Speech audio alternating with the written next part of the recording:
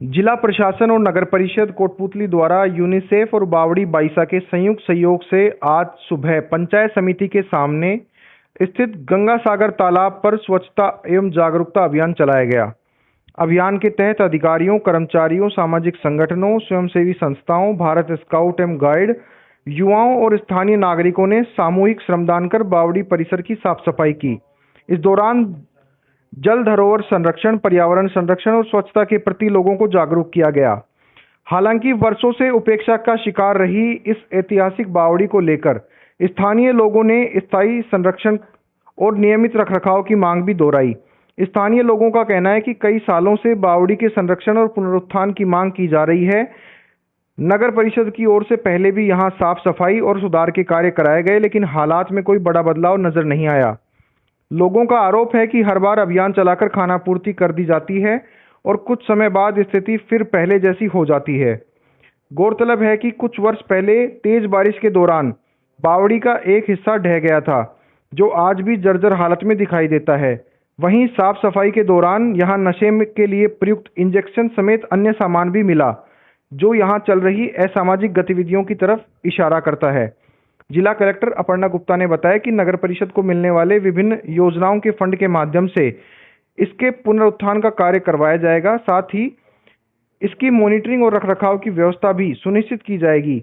वहीं बावड़ी बाइसा के नाम से पहचान बना चुकी आकांक्षा ने कहा कि यह अभियान की शुरुआत है और जन सहभागिता से सहयोग से बावड़ी को उसके मूल स्वरूप में वापस लाने के प्रयास किए जाएंगे। कार्यक्रम के दौरान बावड़ी संरक्षण में पहले योगदान देने वाले सामाजिक संगठनों और व्यक्तियों को प्रतीक चिन्ह देकर सम्मानित किया। कार्यक्रम समाप्त होने के बाद एक रोचक लेकिन चिंताजनक दृश्य भी सामने आया। जिला कलेक्टर जब परिसर के बाहर सड़क का निरीक्षण करने निकली तो वहां दो निराश्रित सांड आपस में लड़ते नजर आए। उस समय नगर परिषद आयुक्त अरुण शर्मा, एक्सीएन दीपक मीणा, जेईएन कृष्ण गुर्जर भी मौके पर मौजूद रहे। ऐसे में शहर के में निराश्रित गोवंश की समस्या और उन्हें अन्यत्र शिफ्ट किए जाने वाले टेंडर की प्रभावशीलता पर भी सवालिया निशान खड़े होते नजर आते हैं। जिला प्रशासन और नगर परिषद कोटपूतली द्वारा यूनिसेफ और बावड़ी बाइसा के संयुक्त सहयोग से आज सुबह पंचायत समिति के सामने स्थित गंगा सागर तालाब पर स्वच्छता एवं जागरूकता अभियान चलाया गया। अभियान के तहत अधिकारियों, कर्मचारियों, सामाजिक संगठनों, स्वयंसेवी संस्थाओं, भारत स्काउट एवं गाइड, युवाओं और स्थानीय नागरिकों ने सामूहिक श्रमदान कर बावड़ी परिसर की साफ सफाई की।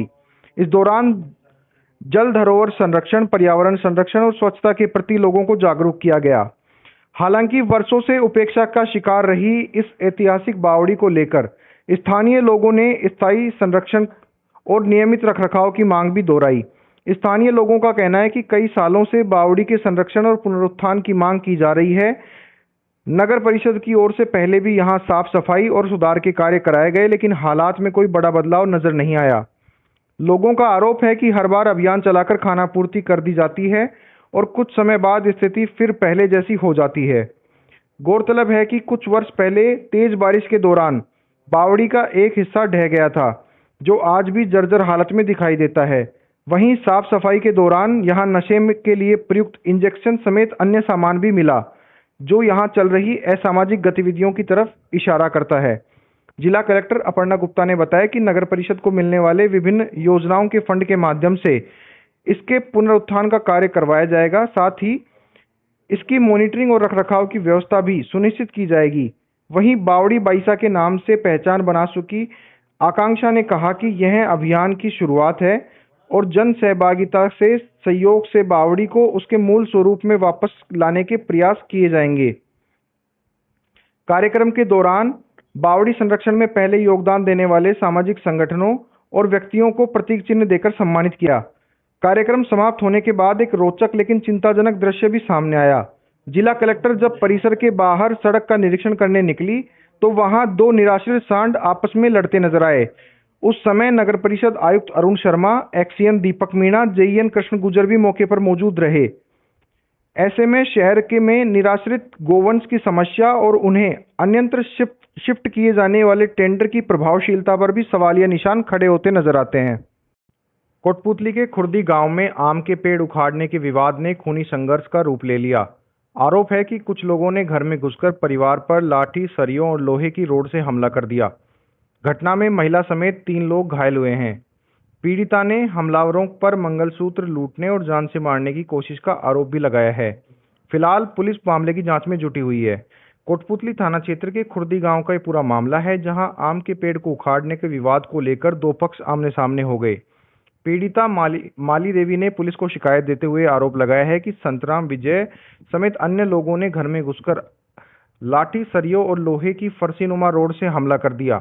हमले में माली देवी के सिर पर गंभीर चोटें आई हैं, जिनके 8 टांके लगे हैं। पीड़िता ने आरोप लगाया कि हमलावर उनके गले से सोने का मंगलसूत्र भी तोड़कर ले गए। हालांकि अभी पुलिस रिपोर्ट के आधार पर मामला दर्ज कर जांच शुरू करेगी। नाम आपका? देशराज है। क्या बात हो गई थी आज? बस सुबह माता जी खेत की तरफ गई थी, वहाँ पर गाली गलौज करने लग गई। गाली गलौज के साथ लकड़ी उकड़ी वो उठा कर लेकर आ गए। माता जी को बीच बचाव करते हुए मैंने घर के अंदर ले लिया। घर के अंदर लेते ही फरसीनुमा हथियार लेकर आए और माता जी के साथ मारपीट की। कारण क्या था? कारण कुछ नहीं था, ये 40,000 रुपये वो कर रहे हैं, परेशान कर रहे हैं। कौन कौन है? वहाँ चाचा है, चाची है, चाचा जी के दोनों लड़के हैं। नहीं, बात क्या थी? मतलब बात तोड़ दी नु। बात क्या थी? बात डोले के पास में वो था, पेड़ था, वो उस पेड़ को उखाड़ दिया। हमारा पेड़ था, उसको उखाड़ दिया। फिर दोबारा आकर वो हमारे नीम के पेड़ को, वो आम के पेड़ को तोड़ दिया। इसी बात पर आम के पेड़ के चक्कर में लड़ाई हुई? हाँ। आम सपट सारा नीमराना थाना क्षेत्र में NH 48 पर पिकअप और टेम्पो के बीच जोरदार टक्कर के बाद पिकअप में आग लग गई। हादसे के बाद दोनों चालक घायल हो गए, जबकि सड़क पर बिखरे आमों को ले जाने के लिए लोगों की भीड़ उमड़ पड़ी। दमकल की टीम मौके पर पहुंचकर आग पर काबू पाया और पुलिस ने यातायात सुचारू कर दुर्घटना की जांच शुरू कर दी। श्याम बाबा मंदिर के पास आमों से भरी एक पिकअप दिल्ली से जयपुर की ओर जा रही थी। इसी दौरान उसमें आगे चल रहे टेम्पो को पीछे से टक्कर मार दी। टक्कर इतनी भीषण थी कि पिकअप का अगले हिस्सा बुरी तरह क्षतिग्रस्त हो गया और देखते देखते उसमें आग लग गई। इसके बाद हाईवे पर अफरा तफरी मच गई, वाहनों की लंबी कतारें लग गई। सूचना मिलते ही पुलिस और दमकल विभाग की टीमें मौके पर पहुंची। आधे घंटे की कड़ी मशक्कत के बाद आग पर काबू पाया गया, लेकिन तब तक पिकअप का अगला हिस्सा जलकर राख हो चुका था। हादसे में दोनों वाहन चालक घायल हुए, जिन्हें उपचार के लिए अस्पताल में भर्ती करवाया गया। पुलिस ने यातायात सामान्य कराया और दुर्घटना के कारणों की जांच शुरू कर दी। हादसे के बाद सड़क पर बड़ी मात्रा में आम बिखर गए। स्थानीय लोगों की भीड़ मौके पर पहुंची और आम ले जाने की होड़ मच गई। पुलिस ने मौके पर व्यवस्था संभालते हुए यातायात सुचारू करवाया। क्या है घटना? बोल। ये 2 गाड़ियाँ थी पिकअप, जिसमें आपस में एक्सीडेंट हो गई। दिल्ली से जयपुर की ओर जा रही थी। तकरीबन सुबह 6:55 पे मुझे नीमराना थाने से सूचना मिली थी कि 2 गाड़ियों का एक्सीडेंट हो गया, जिसमें एक गाड़ी तो में धुआं निकलने से कुछ आग लगने का खतरा है। तो मैंने सूचना लेकर तुरंत 2 दमकल वाहन मौके पे भेजे और तुरंत आग बुझाने की कार्रवाई शुरू की और आग बुझा दी गई है। और एक जो पिकअप थी पीछे जो थी, उसमें हल्की सी आग लगी थी, जिसमें कुछ फ्रूट्स टाइप के भरा था और तुरंत मेरे कर्मचारियों ने मौके पर पहुँच के बड़ा हादसा होने से रोक लिया और उसको तुरंत समय रहते आग पे काबू पा लिया। घायल भी हुए, कुछ सूचना है? सर, इस बारे में मुझे कोई जानकारी नहीं है, क्योंकि मुझे ये सूचना 6:55 में मिली है और ये एक्सीडेंट पहले हुआ था, तो हमसे पहले ही स्थानीय पुलिस मौके पे पहुंच गई थी। इनके बारे में आप थाने से संपर्क करें।